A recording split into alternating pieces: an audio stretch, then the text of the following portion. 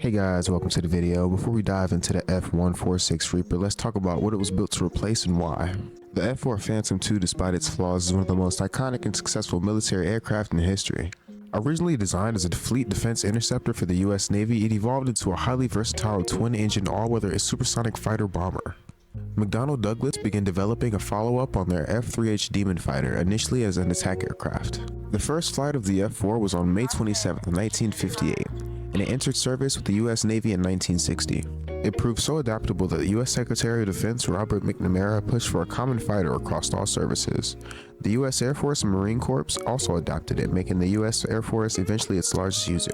The F-4 saw extensive combat in the Vietnam War, revealing limitations in close air-to-air combat due to its initial lack of an internal gun. This led to major design changes in later variants. It also served in numerous other conflicts, including those with Israel and Iran. Production ran from 1958 to 1981, with 5,195 being built, making it the most produced American supersonic military aircraft. It's flown by air forces in 15 countries and is still in limited service today.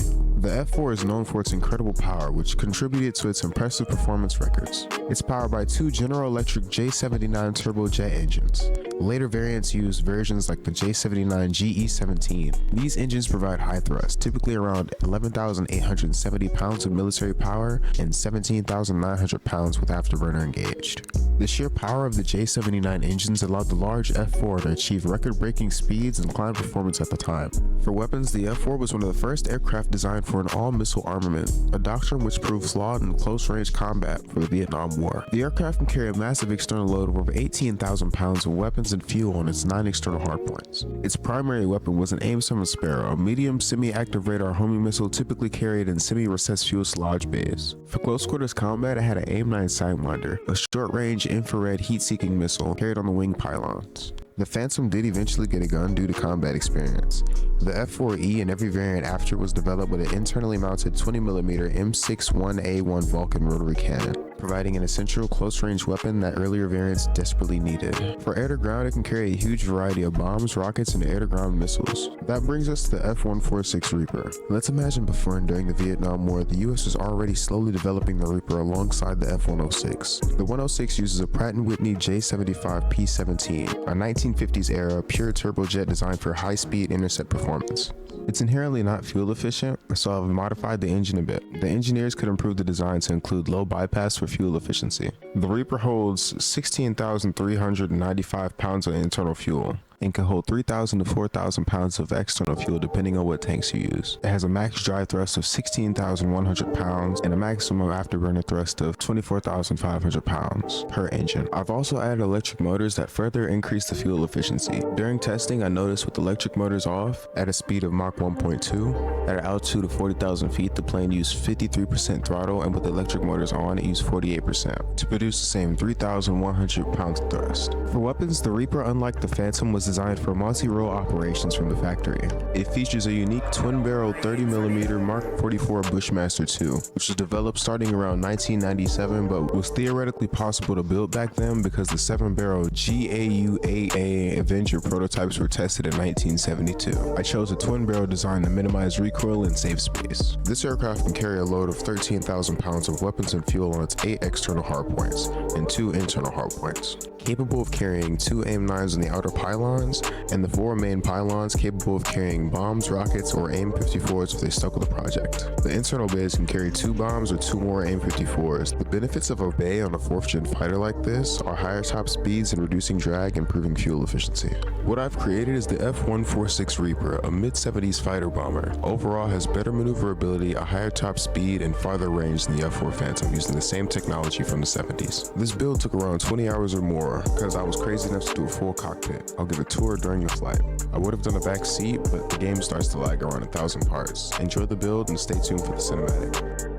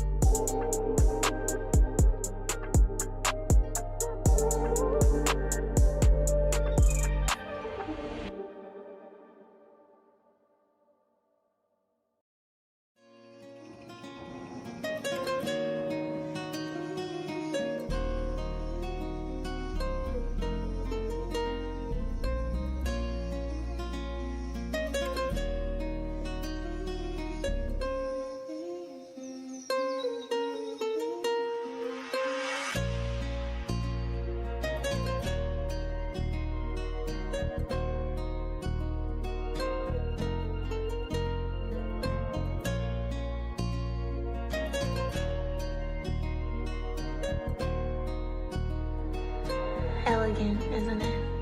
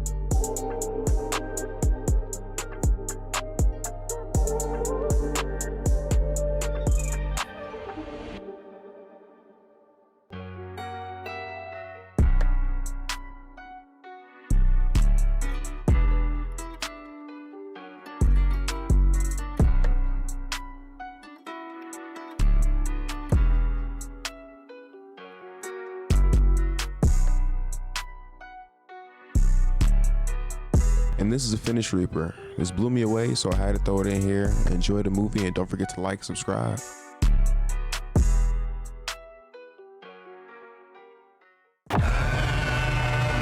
Shoot the lights out.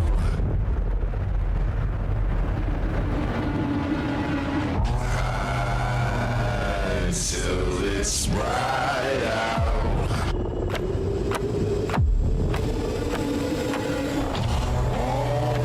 Oh, just another lonely night. Are you willing to sacrifice your life?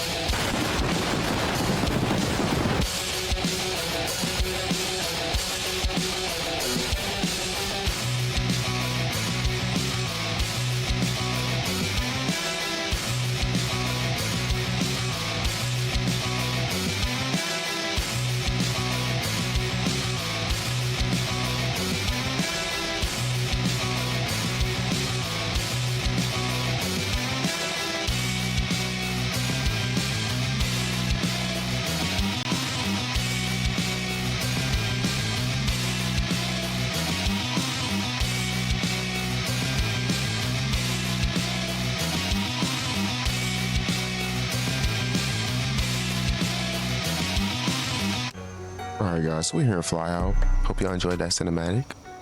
And I'm gonna do a little BVR situation. I'm gonna set up some targets and I'm gonna show y'all its capabilities. High altitude intercept situation. And but before that, you gotta start the plane. And to start the plane, you just press E.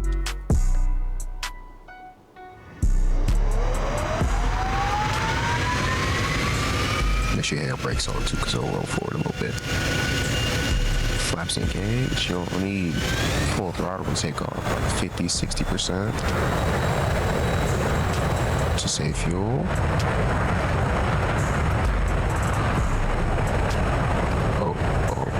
Keep it straight.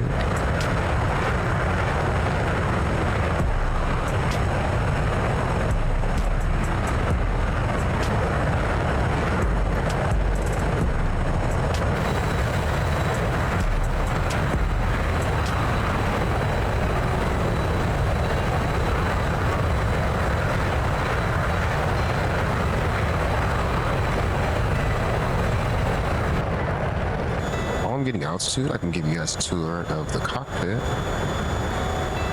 which took way too long. Oh no.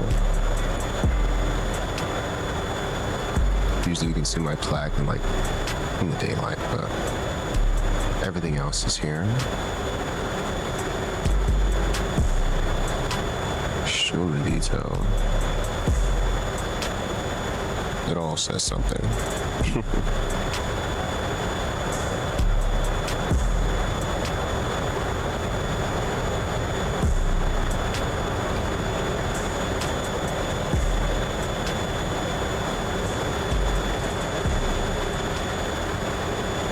And I missed one. I forgot to erase that. It's okay. Important thing is I got this video out finally. So of course there's a little couple tweaks here and there I want to do. Like I want to fix these lights.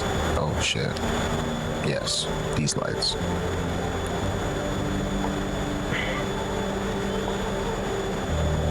Like I believe this is supposed to be gear up and this is gear down. Then I want to make this move. And there's a bunch of little things I want to do. But I really want to just get this video out, man. Yeah, 32,000 feet. It's almost like this camera works. It doesn't. I wish it did though. That'd be pretty cool. Like this to work, man. It is accurate though. Our tanks are empty. We can drop those while pressing B. No more fuel tanks. And we have 6 AIM-54 Phoenix missiles because they were theoretically possible to make at the time. I had it set to open tab, but I didn't have these at the time, so kind of got to be real quick. Just like spam through it real quick and get to it. So F-14 before the F-14 from the Sand Devils camo. Legendary. Doing this made me want to do more camos. It's just like I can just focus on. I gotta have bolts and rivets later. I still should have them. I'll add them eventually. Like I said, there's a lot more tweaks and stuff I want to do to this thing, but I want to get about 100 kilometers away from everyone. I also didn't do a top speed test in this thing yet. Also, the turn rate is really good. I got to have to show you guys that as well. Cruising altitude of 50,000 feet at Mach 1.1.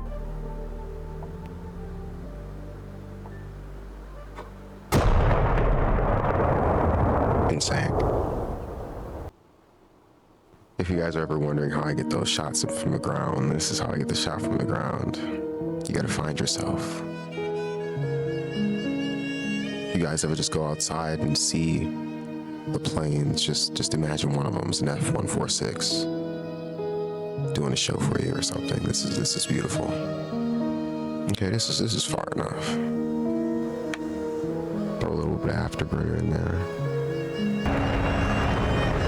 Okay, so I have each engine on the motors of the missiles binded to a key. So, just in case they shoot randomly. There we go. Just play with it a little bit. And Fox 3.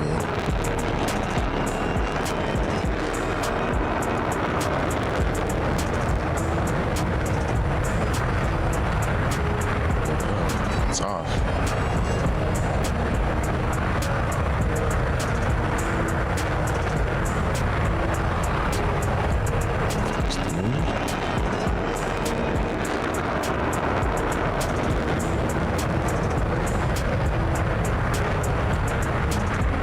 Shifting speeds in Mach 1 for, I don't know, 4.8-ish.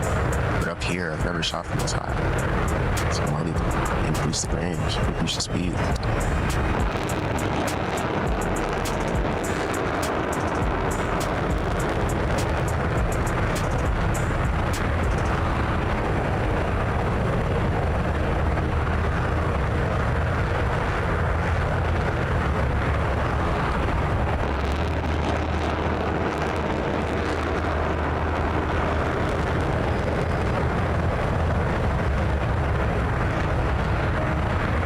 And that's 4 Fox 3s away. Oh my goodness.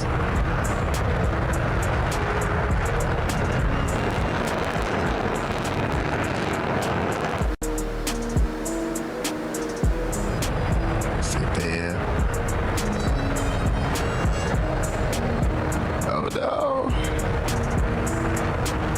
Did they all miss?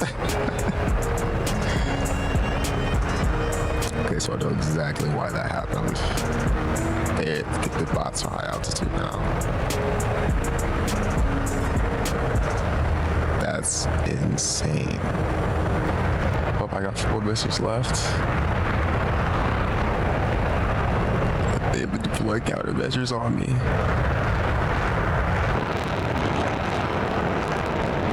Fox 3.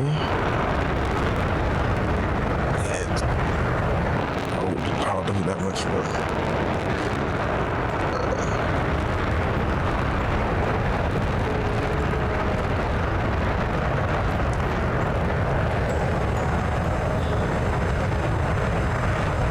Engage this guy with the Fox 2s.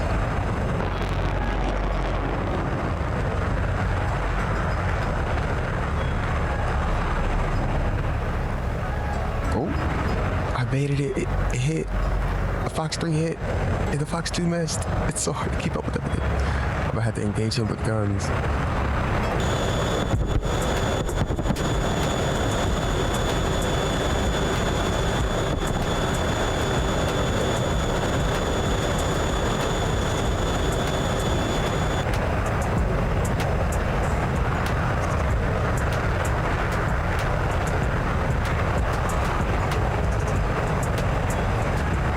Damn, and a miss.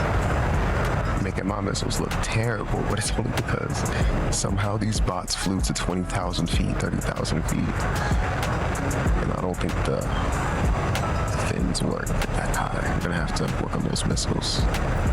But hope y'all enjoyed the video, man. Like, comment, subscribe. And this is the F146 Reaper. A very formidable fighter. When the missiles work, because that was some bullshit. Maybe